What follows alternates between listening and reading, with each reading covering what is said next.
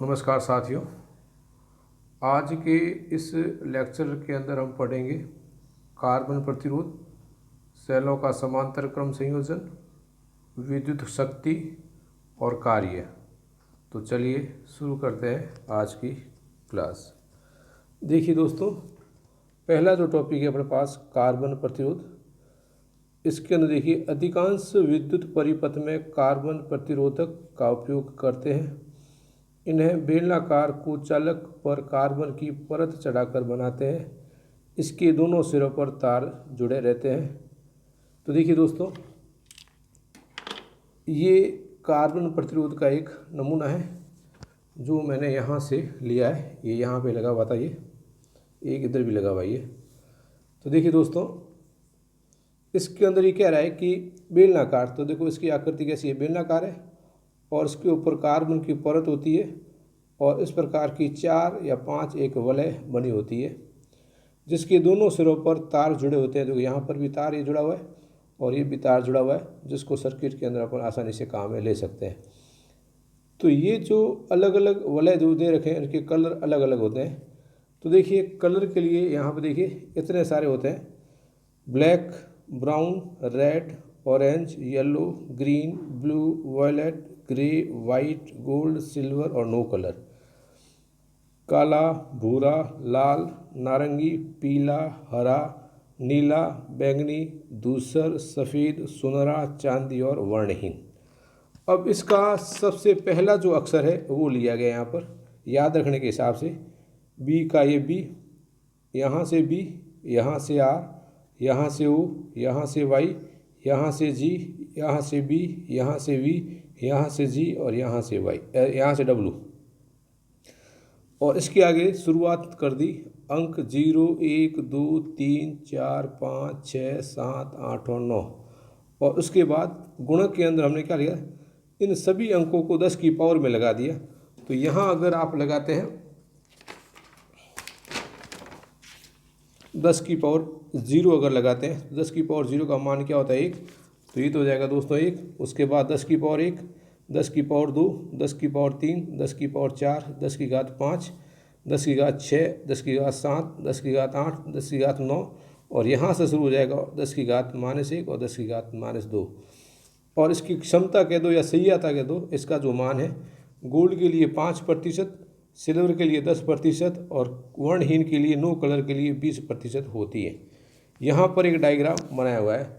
अगर मान लीजिए ये क्रम हमें याद हो जाता है तो आसानी से ये 0 से लगाकर 9 और ये पावर लगाकर किसी भी सवाल को आसानी से हल कर सकते हैं। तो यहाँ देखिए एक सेंटेंस बनाए, black brown rods of your gate became very good when given silver colour. यानी इसका मतलब क्या होगा, अगर आपका मकान का जो गेट है ब्लैक ब्राउन रॉड का है और उसके ऊपर अगर चांदी की परत कर दें, चांदी का कलर कर दें तो और भी अच्छा हो जाता है। तो सबका पहला पहला वर्ड लिया है। देखिए यहाँ पर ब्लैक का बी, ब्राउन का बी, आर का रेड, ओ का ऑरेंज, वाई का येलो, जी का ग्रीन, बी का ब्लू, वी का वायलेट, जी का ग्रे और लास्ट के अंदर डब्लू का क्या आ जाएगा वाइट। और उसके बाद इसको gold, silver, no colour, given silver colour, ऐसे हम याद कर सकते हैं। ये मैंने एक सिस्टमिक ढंग से एक डायग्राम बनाया जिसकी पट्टियाँ क्या होती है ए, बी, सी और डी। और उसका याद करने का सूत्र होता है ए बी इंटू 10 की power C plus minus D प्रतिशत। मान लीजिए सवाल अगर आपको ये दे रखा है कार्बन प्रतिरोध ये है, तो इसके अंदर वलय का रंग बताना है। तो यहाँ देखिए 6, तो 6 कहाँ पर आता है, यहाँ पर आता है। तो 6 के लिए यहाँ पर क्या है, नीला। तो पहली जो पट्टी है या प्रथम वलय है, प्रथम वलय का जो रंग होगा नीला होगा। उसके बाद आपको देखा 2 नंबर, तो 2 पर ये क्या रहा है, लाल आ रहा है, रेड आ रहा है। तो द्वितीय वलय के लिए द्वितीय वलय का रंग होगा लाल, तो यहाँ लिख देंगे लाल। और उसके बाद 10 की पावर सी, सी का मतलब यहाँ पर देखिए 10 की पावर 3 है, 3 यहाँ पर क्या दिया, नारंगी। तो तीसरा जो वलय है, तीसरा वलय इक्वल्स टू 10 की पावर सी और यहाँ पर दिया गया है 10 की पावर 3। तो 3 के लिए नारंगी, तो यहाँ पर क्या आ जाएगा नारंगी। और चौथी पट्टी अगर आपको नहीं दे रखी है या प्लस माइनस डी अपने क्षमता नहीं दे रखी है तो आपको नहीं लिखना है। इस प्रकार से परीक्षा में सवाल हल करना है। अब देखिए दोस्तों, इस सर्किट के अंदर काफ़ी कुछ आपको ये दिए गए हैं, तो अलग अलग चैप्टर के अंदर जो काम आएंगे वो आपको बारी बारी से हम बताते रहेंगे कि कौन सा कैपेसिटर है, क्या इसके अंदर है, वो सब देखेंगे। अगला सवाल देखिए दोस्तों, समांतर क्रम संयोजन। तो इसके पहले वाले लेक्चर के मैंने आपको क्या बताया था, श्रेणी क्रम संयोजन, और यहाँ पर हम समांतर क्रम संयोजन। तो देखिए ये पहला सेल और ये दूसरा सेल, ये माइनस और ये प्लस, ये माइनस और ये प्लस, इसको मैंने कह दिया E1, इसको कह दिया R1, इसको मैंने कह दिया E2 और इसको मैंने क्या कह दिया R2 कह दिया। और इसके दोनों सिरों को यहाँ से ज्वाइन कर दिया और यहाँ से ज्वाइन कर दिया। तो देखिए ये प्लस है और ये प्लस है, यहाँ पर आपस में जुड़ रहे हैं, तो प्लस प्लस से जुड़ रहा है।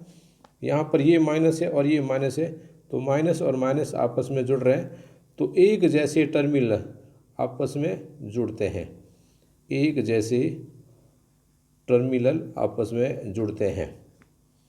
अब देखिए यहाँ से अगर आई धारा प्रवाहित होती है, ये बैटरी लगी हुई है, यहाँ पर अपन लगा देते बाह्य प्रतिरोध R और यहाँ से ये, तो यहाँ से अगर आई धारा जाती है तो इस संधि बिंदु पर धारा यहाँ भी आएगी और धारा यहाँ भी आएगी। तो इसका जो मान है उसको अपन मान लेते हैं I1 और यहाँ पर क्या मान लेते हैं I2। तो यहाँ पर याद रखने योग्य बात क्या है, धारा का जो मान है वो क्या होता है अलग अलग। अगर धारा का मान अलग अलग है इसका मतलब वोल्टेज ये जो देखिए V जो है वो क्या होगा समान होगा। मैंने आपको एक सूत्र बताया था V = E-IR। अब चूंकि धारा अलग अलग है तो यहाँ से धारा का मान निकाल लेते हैं, तो IR = यहाँ पे क्या आ जाएगा E-V और I = क्या आ जाएगा E-V बटे में क्या आ जाएगा R। अब देखिए पहले सेल के अंदर धारा I1 है तो यहाँ क्या कर देंगे I1 = E1 माइनस V, चूँकि समान है तो यहाँ पर आएगा V और आंतरिक प्रतिरोध अलग अलग है तो यहाँ पर क्या आ जाएगा R1। इसी प्रकार से I2 का जो मान है वो क्या आ जाएगा दोस्तों E2 - V और बटे में क्या आ जाएगा R2। इन दोनों का जो प्लस है वो किसके बराबर होगा I के बराबर।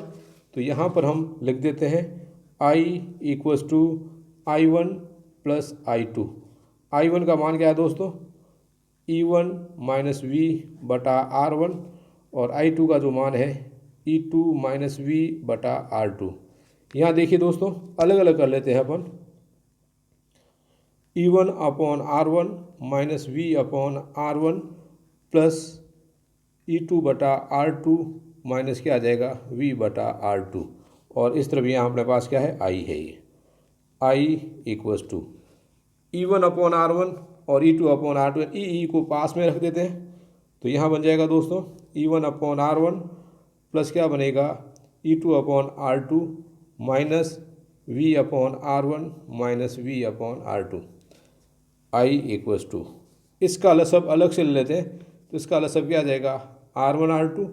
तो यहाँ पर क्या बन जाएगा E1/R2 प्लस क्या बनेगा E2/R1। यहाँ से माइनस कॉमन लेंगे और V भी कॉमन लेंगे तो यहाँ पर क्या बन जाएगा दोस्तों 1/R1 प्लस 1/R2। देखिए दोस्तों I = E1/R2 प्लस क्या आ जाएगा E2/R1 बटे में R1/R2 माइनस V लसअप लिया R1/R2 तो यहाँ क्या रहेगा R2 + R1। अब देखिए ये पूरी की पूरी टर्म्स इस तरफ आती है तो माइनस का है तो इधर आएगा तो क्या आ जाएगा प्लस, तो V R2 + R1 अपॉन में क्या रहेगा R1/R2 = इस I को उस साइड भेजेंगे तो ये माइनस का हो जाएगा तो ये रहेगा E1/R2 प्लस E2/R1 अपॉन में क्या आ जाएगा दोस्तों R1/R2 और I उधर जाएगा तो ये हो जाएगा -I। अब मैथमेटिक्स का एक नियम होता है, अगर मान लीजिए 3x/5 और इक्वल्स टू मान लो यहाँ पर 7 दिया गया है, तो x का मान अपन कैसे ज्ञात करते हैं, इस 5 को इधर भेज देते हैं और 3 को इधर भेज देते हैं, तो ये आएगा 5 × 7/3। ये गणित का नियम होता है, तो इसी नियम का यहाँ पर अपन काम में लेते हैं। तो ये R1 R2 इधर चला जाएगा और ये कहाँ आ जाएगा दोस्तों, नीचे आ जाएगा। तो देखते हैं V = R1 R2 अपॉन में क्या आ जाएगा, R1 + R2, और ये पूरा का पूरा यहाँ रह जाएगा E1 R2 प्लस क्या रहेगा E2 R1 अपॉन में R1 R2 माइनस I। अब देखिए मैथ्स का एक और नियम लगता है, अगर मान लीजिए यहाँ पर आपको A/B दिया हुआ है और ब्रैकेट के अंदर x - y दिया हुआ है, तो A/B का गुणा इससे भी होगा और दोनों से गुणा होगा। तो कहने का मतलब क्या है, ये जो आपकी संख्या दे रखी है R1 R2, इसका गुणा हम इससे करेंगे तो क्या आता है, देखते हैं दोस्तों। जब आप इसका इससे गुणा करोगे R1 R2 और R1 R2 कैंसिल हो जाएगा, तो मेरे पास यहाँ पर क्या रहेगा, E1 R2 प्लस रहेगा E2 R1 और बटे में क्या रहेगा दोस्तों, R1 + R2 रहेगा माइनस इसका गुणा इससे करेंगे, तो यहाँ पर कोई नंबर नहीं सिर्फ I है, तो यहाँ आ जाएगा I R1 R2 और बटे में क्या रहेगा R1 + R2। अब देखिए दोस्तों, ये बहुत बड़ी संख्या आपको दिख रही है, तो याद रखने के हिसाब से हम यहाँ इसको क्या लिखते हैं, EQ माइनस, और ये भी बड़ी संख्या है इसलिए इसको क्या लिख देंगे REQ। EQ का मान क्या हो जाएगा, E1 R2 प्लस हो जाएगा E2 R1 बटे में R1 + R2 माइनस IREQ आ जाएगा दोस्तों। यहाँ पर ठीक है, सॉरी, EQ का मान ये और IREQ का मान क्या हो जाएगा, R1 R2 बटे में क्या रहेगा R1 + R2 रहेगा।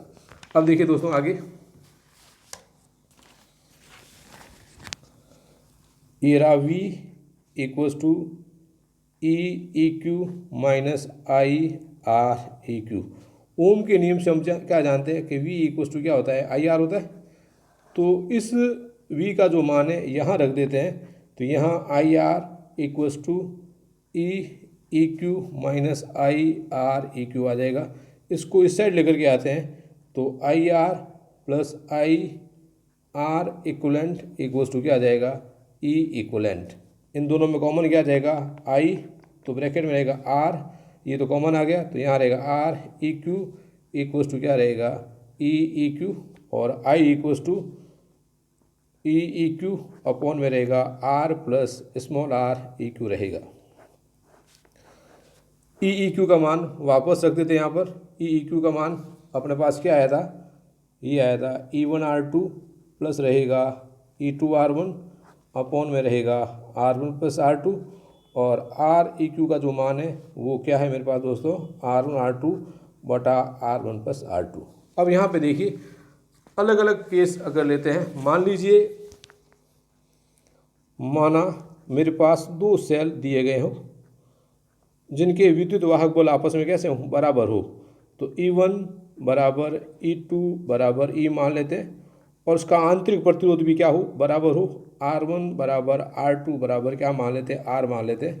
तो सबसे पहले अपन EEQ का मान निकालते हैं, तो क्या आता है दोस्तों, देखते हैं। EEQ बराबर E1 का मान E और R2 का मान R, तो यहाँ क्या आ जाएगा ER प्लस E2 का मान E और R1 का मान R और बटे में R प्लस R। ER और ER क्या हो जाएगा 2ER, और R और R क्या आ जाएगा 2R। R से R कटेगा, 2 से 2 कटेगा, तो अपने पास क्या बचेगा E बचेगा। इसी प्रकार से देखिए दोस्तों REQ का मान क्या आ जाएगा, ये भी R और ये भी R, तो R × R और बटे में क्या आएगा R plus R plus R, तो यहाँ रहेगा R × R और बटे में क्या रहेगा 2R, एक R से एक R कटेगा, तो सूत्र क्या बनेगा R/2। तो यहाँ देखिए इससे अपने को एक संकेत मिलता है, यदि दो सेल की जगह आपको n सेल दे रखे होते हैं जिनके अंदर प्रत्येक का विद्युत वाहक बल है वो आपस में क्या हो, समान हो, E1 = E2 = E3 बराबर dash dash dash E1, En का जो मान है वो क्या हो E, तथा आंतरिक प्रतिरोध R1 = R2 = R3 dash dash dash Rn का मान क्या हो R हो। तो देखिए दोस्तों सूत्र क्या बन जाएगा, I इक्वल्स टू, अगर 2 सेल से E आया है, 2 सेल से अगर E आया तो N सेल से भी कितना आएगा, E आएगा। तो यहाँ लिख दिया मैंने E बटे में कैपिटल R प्लस 2 सेल के लिए यहाँ पर R/2 आया, तो अगर N सेल है तो सूत्र क्या बन जाएगा, R/N बन जाएगा। I इक्वल्स टू E, इसका सब अलग से लेंगे तो ये आएगा small n NR plus R, और इसको ऊपर भेज देंगे तो क्या रहेगा दोस्तों, NE बटा NR प्लस R। ये इसका फाइनल आंसर आ चुका है। अब यहाँ पर अपन 2 केस लेते हैं। यदि कैपिटल R का जो मान है आंतरिक प्रतिरोध की तुलना से बहुत बड़ा हो, तो फिजिक्स के अंदर अपन क्या जानते हैं कि जो छोटी जो राशि है उसको अपन नेगलेक्ट कर देते हैं, छोड़ देते हैं। तो यहाँ पर छोटी राशि कौन सी है, R है, तो R को छोड़ दिया तो यहाँ पर क्या बन जाएगा दोस्तों, NE बटे में क्या आ जाएगा NR, N से N कटेगा तो यहाँ पर क्या आ जाएगा E बटा R।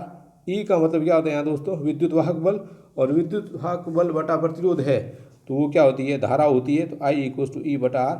E बटा R का मतलब एक सेल में धारा, एक सेल में धारा।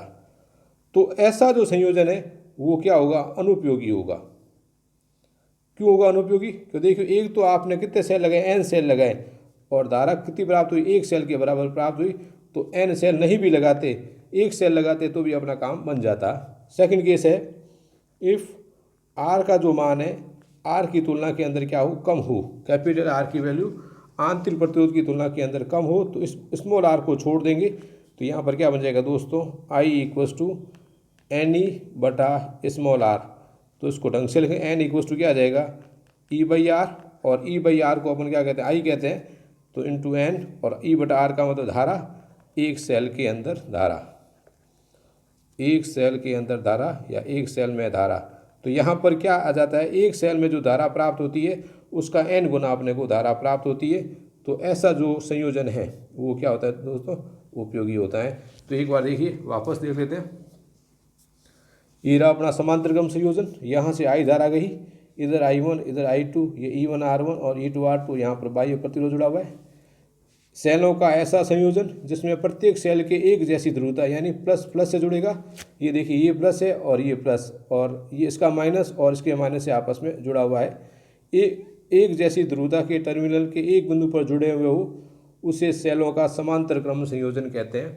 यहाँ पर कुल धारा I का जो मान है I1 प्लस I2 होगा।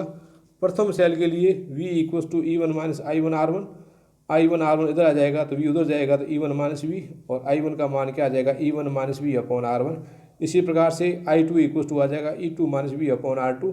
धारा अलग अलग है, इसका मतलब V जो है यहाँ पर क्या रहेगा, समान रहेगा। तो V को मैंने V1 और V2 नहीं लिखा दोस्तों। I1 I2 का मान समीकरण नंबर 1 में रख देते हैं। तो I equals to I1 plus AI2, हर को अलग अलग कर दिया, ये बटा ये और ये बटा ये। इसी प्रकार से E2 बटा R2 माइनस V बटा R2। आगे देखिए दोस्तों, E को पास में लेके आगे और V को पास में रख दिया। अब इसका लसब क्या आ जाएगा दोस्तों, R1 R2, तो यहाँ क्या रहेगा E1 R2 प्लस क्या रहेगा E2 R1 minus V common लेंगे तो 1 upon R1 plus 1 upon R2। इसका लसब अलग से लेंगे तो R1 R2 यहाँ आ जाएगा, R1 यहाँ आ जाएगा, तो R2 प्लस R1 बटा R1 R2। सुविधा के लिए मैंने यहाँ पर क्या किया, R2 प्लस R1 को R1 प्लस R2 लिख दिया, क्योंकि 2 प्लस 3 5 होते हैं, तो 3 प्लस 2 भी कितने होते हैं, 5 होते हैं। तो यहाँ पर क्रम बदल दिया, तो I इक्वल्स टू ये माइनस V इक्वल्स टू ये बन जाएगा, सॉरी V इंटू ये बन जाएगा। इस V को इस तरफ लेकर के आते हैं तो माइनस का दिया हुआ है, तो यहाँ पर आ जाएगा प्लस, I को उस साइड भेजेंगे तो यहाँ पर क्या आ जाएगा माइनस I। अब देखिए दोस्तों V इक्वल्स टू, तो मैंने आपको गणित का एक नियम बताया था, उस नियम के हिसाब से यहाँ पर क्या हो जाएगा, ये R1 R2 इधर जाएगा और ये इस तरफ आ जाएगा, तो अपने पास ये बन जाएगा। अब ये बहुत बड़ी संख्या है, इसको मैंने क्या मान लिया EEQ, और ये भी बड़ी संख्या, इसको मैंने क्या मान लिया REQ, जहाँ E इक्वलेंट इक्वल्स टू ये और R इक्वलेंट इक्वल्स टू क्या आ जाएगा, ये आ जाएगा दोस्तों। अब V का जो मान है ओम के नियम से IR, और इसको इस तरफ भेजेंगे तो क्या आ जाएगा प्लस का, और ये वैसा का वैसा, इन दोनों में कॉमन क्या आ जाएगा, I कॉमन आ जाएगा। तो यहाँ पर क्या रहेगा R plus REQ equals to EEQ, इसको नीचे भेज देंगे तो यहाँ पर एक सूत्र बन जाएगा दोस्तों। अब देखिए दोस्तों, यदि समान विद्युत वाहक बल के N सेल दिए गए हों जिनका आंतरिक प्रतिरोध भी समान हो, यानी स्मॉल r हो, तो ई इक्विवेलेंट का मैंने आपको 2 सेल से उदाहरण लेके बताया था। तो ई इक्विवेलेंट का मान ई होगा और आर इक्विवेलेंट का मान क्या होगा, R/N होगा। यह मान यहाँ पर रख दिया दोस्तों, ई बटे में R प्लस R/N रहेगा। इसका लसब क्या आएगा, नीचे वाले हर का अपॉन में 1 कर दिया, 1 और n का लसब आएगा NR प्लस R, इस n को ऊपर भेज दिया तो NE upon NR plus R रहेगा। यहाँ पर 2 केस लिए, एक केस के अंदर बाह्य प्रतिरोध का मान बड़ा है और दूसरे के अंदर स्मॉल आंतरिक प्रतिरोध का जो मान है वो बड़ा है। तो फिजिक्स के अंदर नियम होता है, जो छोटी जो राशि है उसको अपन छोड़ देते हैं। तो यहाँ पर छोटी राशि कौन सी है, स्मॉल r, तो आंतरिक प्रतिरोध को छोड़ दिया तो यहाँ पर क्या बन जाएगा, NE बटा NR, n से n कटेगा, E बटा R आएगा। तो एक सेल में प्राप्त धारा और ऐसा जो संयोजन है वो क्या हो जाएगा दोस्तों, अनुपयोगी हो जाएगा। अब सेकंड केस के अंदर NR का मान यानी आंतरिक प्रतिरोध का जो मान है बाह्य प्रतिरोध की तुलना में ज़्यादा हो, तो R को छोड़ दिया, बड़े R को छोड़ दिया, तो यहाँ NE बटा इसको छोड़ देंगे तो क्या बन जाएगा, NE बटा R, NE बटा R। E बटा R का मतलब क्या होता है, एक सेल से प्राप्त धारा। तो अपने को जो धारा प्राप्त होगी N गुना प्राप्त होगी दोस्तों।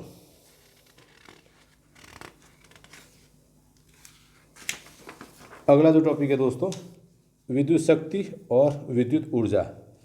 विद्युत शक्ति का जो सूत्र आपने 11th के अंदर भी पढ़ा था, उसके अंदर क्या था दोस्तों, कार्य करने की दर को क्या कहते हैं, विद्युत शक्ति कहते हैं। तो देखिए P बराबर W/T। अब देखिए किसी विद्युत परिपथ में विद्युत स्रोत द्वारा आवेश प्रवाह के लिए इकाई सेकंड के लिए किया गया कार्य विद्युत शक्ति कहलाता है। तो यहाँ पर क्या आ जाएगा, P बराबर W/T। W का मतलब कार्य है और T का मतलब यहाँ पर क्या है, सेकंड है, समय है। तो कार्य की इकाई क्या होती है, जूल, और समय की इकाई क्या होती है, सेकंड। तो जूल प्रति सेकंड, और जूल प्रति सेकंड को हम क्या बोलते हैं, वाट बोलते हैं। अब देखिए दोस्तों, यदि R प्रतिरोध के तार में I धारा T समय तक प्रवाहित होती है तो आवेश का मान क्या होता है, Q = IT, पहले चैप्टर में पढ़ा आपने। और किया गया कार्य W = V/Q हम पढ़ चुके हैं। तो V क्या होता है दोस्तों, W/Q होता है। तो W क्या आ जाएगा, V × Q। Q का मान यहाँ से रख दिया तो VIT आ गया दोस्तों। अब शक्ति का सूत्र है P = W/T। तो W का मान ये है, तो W/T यानी VIT/T करेंगे तो T से T कटेगा तो क्या आ जाएगा, यहाँ पर VI आ जाएगा दोस्तों।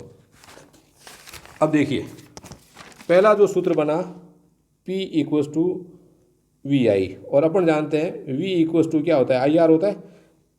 तो इस V की जगह मैंने IR रख दिया, I और R और ये I। तो सूत्र क्या बन जाएगा, I × I² R बन जाएगा। तो ये तो संबंध हुआ V और I में, ये संबंध किस में हुआ, I और R के अंदर। अब अपने मान लो V और R के अंदर संबंध निकालना है, I को हटाना है। तो I का जो मान है यहाँ पर क्या आता है, I = V/R। तो यहाँ रख देते हैं I² का मतलब आ जाएगा V²/R², और गुणे में क्या है R, एक R से एक R कटेगा तो यहाँ पर क्या बन जाएगा, V²/R, और ये बन जाएगा P अपने पास। ठीक है सर।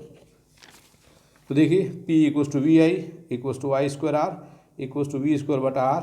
शक्ति के मात्रा क्या होता है, वाट या जूल पर सेकंड, और एक अश्व शक्ति हॉर्स पावर इक्वल टू क्या होता है, 746 वाट होता है दोस्तों। अगला जो टॉपिक है, विद्युत ऊर्जा।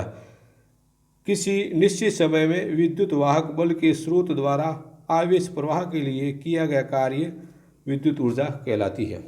देखिए दोस्तों, इसके अंदर क्या होता है, V = W/Q।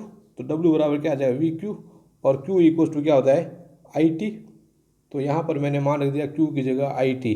तो W क्या आ जाएगा, VIT, और आगे मैंने आपको बता ही दिया, इसको अपन I² R और उसको V²/R ले सकते हैं। इसका मात्रक जूल या वाट × सेकंड होता है। अगला टॉपिक है व्यावसायिक मात्रक यानी किलोवाट घंटा kWh, और एक है BOTU, board of trade unit. एक यूनिट बराबर क्या होता है, 1 kWh। अब यहाँ पर देखिए कैसे बदला जाता है। तो देखिए 1 kW और H बराबर, K का मतलब किलो होता है, तो किलो का मतलब क्या आ जाएगा 1000, और इंटू में क्या आ जाएगा वाट। और एक घंटे के अंदर 3600 सेकंड होते हैं। तो यहाँ मैंने क्या लिख दिया 3600, और इंटू में क्या कर दिया मैंने, सेकंड कर दिया। तो एक बार देखिए P = W/T। तो P का मात्रक होता है वाट, और W का मात्रक क्या होता है, W का मतलब कार्य यानी जूल, और बट्टे में क्या होता है, सेकंड। तो यहाँ देखिए वाट इंटू सेकंड बराबर क्या आता है, जूल। तो ये वाट इंटू सेकंड की जगह हम रख देंगे जूल बराबर 36 इंटू 1 2 3 4 5 10 की घात 5 ये आ गया। अब इसके अंदर मैंने क्या किया, 36 इंटू 10 की घात 5 इंटू 10/10 क्या किया, समान 10 से ऊपर नीचे गुणा कर दिया। क्यों किया इसका रीजन आपको अभी बताते हैं। ये 10 यहाँ पर पॉइंट लग जाएगा तो यहाँ पर तो आ जाएगा दोस्तों 3.6 इंटू और 10 की घात 5 और 10 की पावर 1 आधार सामान्य घातें जुड़ जाएगी तो यहाँ पर क्या रहेगा 10 की घात 6 और जूल। तो यहाँ पर क्या आ जाएगा 1 kWh या 1 यूनिट बराबर क्या होता है 3.6 इंटू 10 की घात 6। अब आपको बता दें लिखने का तरीका, हमेशा किसी संख्या को लिखने का वैज्ञानिक पद्धति क्या होती है, A पॉइंट BC, यानी एक नंबर के बाद पॉइंट लगाते हैं। तो यहाँ पर मेरे को पॉइंट लगाना था तो इस हिसाब से मैंने 10 से गुणा और 10 से भाग किया है। तो देखिए दोस्तों 1 kWh बराबर क्या आ जाएगा 1 किलोवाट इंटू 1 घंटा। किलो का मतलब 10 की पावर 3 वाट और 1 घंटे में 3600 सेकेंड होते हैं। तो 36 1 2 3 4 और 5 जीरो आ जाएंगे, वाट इंटू सेकेंड, और वाट इंटू सेकेंड को अपन क्या कहते हैं जूल। पॉइंट को खिसकाएंगे तो यहाँ पर 3.6 और 10 की घात 6 जूल आ जाएगा। तो आज के लिए दोस्तों इतना ही, नेक्स्ट करेंगे किसी अन्य वीडियो में। Thanks for watching.